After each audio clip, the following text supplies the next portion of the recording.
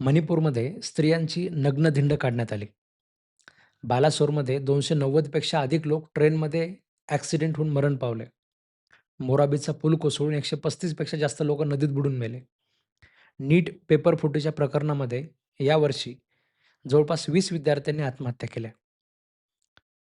पण तरीही आजपर्यंत आता कुणीही राजीनामा दिला नाही. मित्रांनो, प्रश्न फक्त एखाद्या व्यक्तीची चूक शोधण्याचा अजिबात नाही आहे.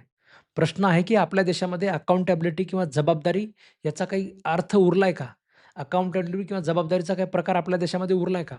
राजीनामा देण्याची आणि जबाबदारी स्वीकारण्याची संस्कृती आपल्या देशातनं संपून चालली आहे का? मागील 10 वर्षामध्ये आपण कितीतरी अशा प्रकारच्या वेदनादायक दुर्घटना आपल्या देशाने पाहिल्या. फक्त नैसर्गिक आपत्तीबद्दल मी बोलत नाहीये. ठीक आहे. मानवनिर्मित प्रकारच्या घडलेल्या दुर्घटना आपण पाहिल्या.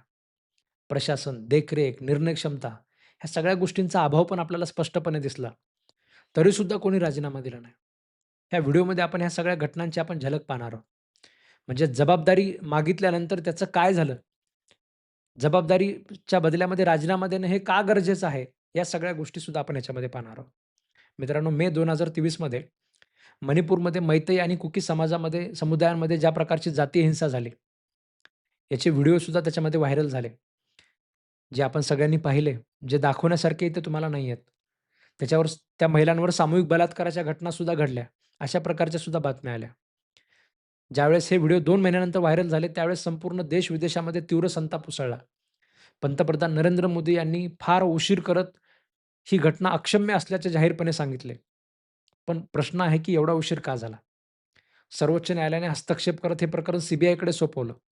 काही आरोपींना अटक पण झाली. सीबीआयने आरोपपत्र पण दाखल केलं. पण हिंसेचा जो मूळ प्रश्न होता, कायदा सुव्यवस्था 2 महिने अशा पद्धतीने का कोलमडली होती? त्यावेळी मुख्यमंत्री पदावर टीकेचा मारा होत होता. अनेक विरोधी पक्षनेत्यांनी मुख्यमंत्र्यांच्या राजीनाम्याची मागणी केली. काही वर्षांनी त्याच्यामध्ये मुख्यमंत्र्यांनी राजीनामा दिला आणि तो राजीनामा सुद्धा मणिपूरच्या या घटनेमुळे तो झाला नाही. जे केंद्राच्या ठिकाणी असलेले जे नेते आहेत, त्यांच्यासोबत जे राजकीय मतभेद झाले, त्याच्यामुळे राजीनामा दिला. पण ही एवढी मोठी घटना घडून सुद्धा त्या घटनेमुळे राजीनामा त्यांनी दिला नाही. बालासोर रेल्वे अपघात आपल्याला सगळ्यांना माहिती आहे. ट्रेन रुळावरून घसरली. ओडिशाच्या बालासोर जिल्ह्यामध्ये कोरोमंडल एक्सप्रेस एका मालगाडीला धडकली. नंतर बंगळुरू हावडा एक्सप्रेसही त्या ढिगाऱ्यामध्ये सापडली. हा 3 गाड्यांचा अपघात भारतातील सर्वात भीषण रेल्वे दुर्घटनांपैकी एक ठरला. 290 पेक्षा अधिक प्रवासी त्याच्यामध्ये मृत्युमुखी पडले. हजारो लोक जखमी झाले. जखमींची तर संख्या मोजण्यासारखीच नाही आहे. चौकशीत समोर आलं, की सिग्नल सर्किटमध्ये जो बदल करताना झालेल्या जो तांत्रिक त्रुटी होत्या, चुकीचा सिग्नल त्याच्यामध्ये दिला गेला आणि ह्या चुकीच्या सिग्नलमुळे त्याच्यामध्ये एवढ्या सगळ्या लोकांचा जीव गेला. आता हे मानवनिर्मित चूक होती. हे काही नैसर्गिक कारण नव्हतं. याची जबाबदारी कुणीतरी घ्यायला पाहिजे होती. विरोधी पक्षातले काँग्रेस, तृणमूल काँग्रेस, रेल्वे मंत्री अश्विन वैष्णव यांच्या सगळ्यांची राजीनाम्यांची त्यांनी मागणी केली. त्यांचे म्हणणे होते, की जी कवचसारखी आपल्याकडे टक्कर प्रतिबंधक तंत्रज्ञान वेळेवर जर बसवलं गेलं असतं, तर अशा प्रकारची दुर्घटना घडली नसती. रेल्वे मंत्री जे आहेत आपले, ते मात्र पदावर असं चिकटून राहिले. सरकारने हे प्रकरण यंत्रणेतली त्रुटी आहे असं समजल्याचं सोडून देऊन वैयक्तिक जबाबदारी नाही, असं सांगून त्यांनी टाळून टाकलं.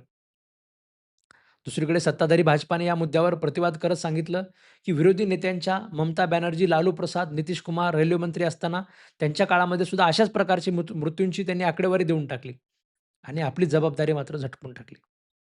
प्रश्न आजही तोच प्रश्न उपस्थित होतो, की वैयक्तिक चूक होती का यंत्रणेतला दोष होता?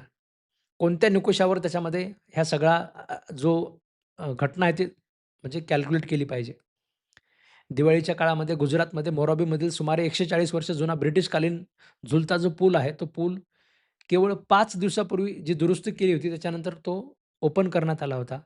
5 दिवसाची दुरुस्ती केली असताना तो पूल त्याच्यामध्ये पडला. योग्य सुरक्षा प्रमाणपत्राशिवाय असे नंतर तपासामध्ये त्या सगळ्या गोष्टी समोर आल्या. त्या पुलाची कॅपॅसिटी किती होती? एवढे सगळे लोकं त्या पुलावर गेले कसे? नदीमध्ये 300 हून अधिक लोक त्याच्यामध्ये त्या पुलावरनं पडले. त्याच्यातले 135 ते 141 लोकांचा काहीतरी मृत्यू झाला असं म्हणतात.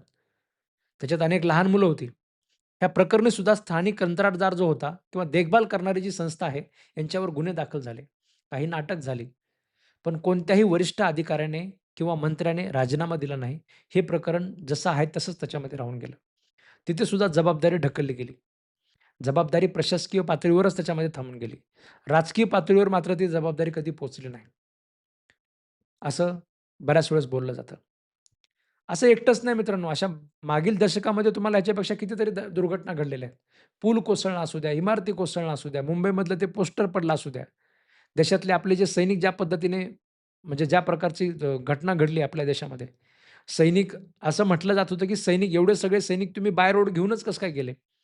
तेवढा मोठा बारूद आपल्या देशामध्ये आलाच कसा? अगदी इलेक्शनच्या तोंडावरच अशा पद्धतीने एवढ्या मोठ्या प्रकारचा अपघात झाला कसा?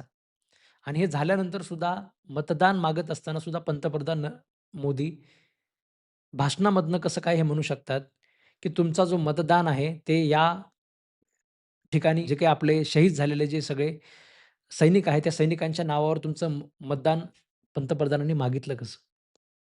राम मंदिरामध्ये जी चंदा चोरी होत आहे, एस-आय-टी वगैरे बसवल्या जात आहेत. स्थानिक पायाभूत सुविधांमध्ये अपयश आपण पाहतोय.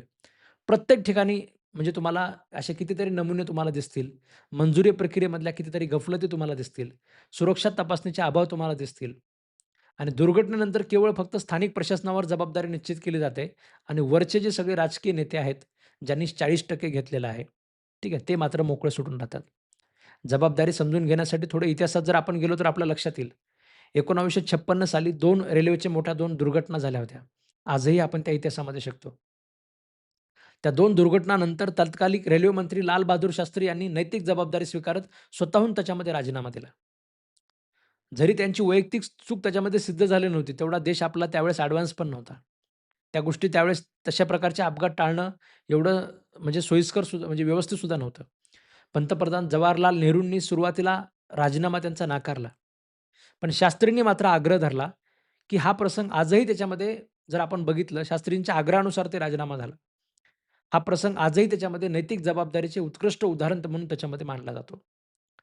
मित्रांनो, जागतिक पातळीवर जर आपण पाहिलं, तर लोकशाही देशांमध्ये मंत्री किंवा प्रमुख नेत्यांनी दुर्घटना, घोटाळे किंवा अपयशावरून राजीनामा देणे, ही एक प्रस्थापित राजकीय संस्कृती मानली जाते. त्याच्यामध्ये ब्रिटन असू द्या, जपान असू द्या, दक्षिण कोरिया असू द्या, अशी कितीतरी देशांची उदाहरणं आहेत, ज्याच्यामध्ये काही जरी अशा प्रकारची चूक झाली, तर मंत्री लोकं राजीनामा देत असतात. जेणेकरून एक जबाबदारी निश्चित होत असते. हा मुद्दा दिसतो तेवढा एवढा सरळ नाही आहे. ह्याच्यामध्ये दुसरी बाजू सुद्धा आहे. आता तुमच्यातले बरेच लोकं म्हणू शकतात, की सर राजीनामा देणे म्हणजे जबाबदारी नाही आहे. तर काही तज्ञांचा असा सुद्धा युक्तिवाद असतो, की यंत्रणात्मक सुधारणा व्हायला पाहिजे, सखोल चौकशी व्हायला पाहिजे, कायदेशीर कारवाई व्हायला पाहिजे, धोरणात्मक बदल व्हायला पाहिजे. हे एवढं सगळं जर केलं तर राजीनाम्यापेक्षा सुद्धा त्याचे परिणाम जास्त दूरगामी असू शकतात. केवळ एकट्या एका व्यक्तीला हटवून त्याच्यामध्ये समस्या सुटणार नाही. बरोबर आहे. ते सुद्धा तेवढंच बरोबर आहे. ह्या सगळ्या गोष्टी सुद्धा व्हायला पाहिजेत. पण या प्रकारच्या गोष्टी तरी होत आहेत का? राजीनामाचं जे एक जबाबदारी जी आहे, एक भीती सुद्धा नेत्याच्या मनामध्ये असली पाहिजे, की आपण जे कारभार आपल्याकडे दिलेला आहे, या कारभारामध्ये जर काही चूक होत असेल, तर मला इथून हटवलं जाऊ शकतं. अशा प्रकारची भीती जर त्याच्या मनात असेल, तर या प्रकारचे धोरणात्मक बदल ऑटोमॅटिकच अगोदरच होतील. सखोल कारवाया अगोदर होतील, धोरणात्मक बदल अगोदर होतील, सखोल चौकशा सगळ्या ज्या गोष्टी आहेत, ह्या सगळ्या गोष्टी अगोदरच व्यवस्थित पद्धतीने त्या केल्या जातील. त्रुटी त्याच्यामध्ये ठेवल्या जाणार नाहीत, जेणेकरून अशा प्रकारच्या घटना आपल्याला घडणार नाहीत. काही राजकीय विश्लेषकांच्या मते असं सुद्धा आहे, की राजीनामाची जी मागणी जी आहे, हे एक राजकीय हत्यार म्हणून सर्व पक्षांनी वापरलेलं आहे. म्हणजे फक्त आणि फक्त सत्तेतल्या पार्टीला टार्गेट करण्यासाठी याचा वापर केला जातो. तेही बरोबरच आहे. दोन्ही बाजू गोष्टी खऱ्या आहेत. पण कोणताही एक पक्ष याच्यामध्ये सुटलेला नाही. प्रत्येकासाठी ही गोष्ट सारखीच आहे. मुद्दा असा याच्यातनं समोर येतो, की आपल्याला एक साधं सरळ म्हणजे गोष्ट जर तुम्हाला सांगायची म्हणजे चांगलं विरुद्ध वाईट असं कधी त्याच्यामध्ये व्हायला नाही पाहिजे. यंत्रणा पातळीवर जे प्रश्न आपण सगळ्यांनी विचारले पाहिजेत. जबाबदारी कुणाची तरी निश्चित झाली पाहिजे. जबाबदारी जोपर्यंत निश्चित होत नाही तोपर्यंत ज्या चुका होत आहेत, त्या चुका त्याच्यामध्ये कमी होणार नाहीत. ठीक आहे. फक्त जनतेच्या दबावामुळे कधीतरी किंवा उशिरा होणारी जी राजीनामा आहे, तो राजीनामा वेळेत झाला पाहिजे. सरकारसुद्धा ह्या गोष्टीमध्ये एकदम कन्फर्म असलं पाहिजे, की जर कुणी काही तुम्ही जर चुका कराल, तर तुम्हाला तुमचं पद सोडावं लागेल. अशा प्रकारची भावना सरकारमध्ये सुद्धा असली पाहिजे. आजकाल आपण पाहतोय, की बऱ्याच प्रकारच्या घटना घडतायत, बऱ्याच प्रकारच्या गोष्टी होत आहेत, पण राजीनामा कोणी देत नाहीये. ठीक आहे, ही चुकीची संस्कृती आपल्या देशामध्ये बनत चाललेली आहे. तुम्हाला काय वाटतं याच्यावर तुम्ही मला कमेंट बॉक्समध्ये नक्कीच सांगा आणि आपल्या YouTube चॅनलवर जर नवीन असाल, तर चॅनल सबस्क्राईब करायला विसरू नका. धन्यवाद मित्रांनो.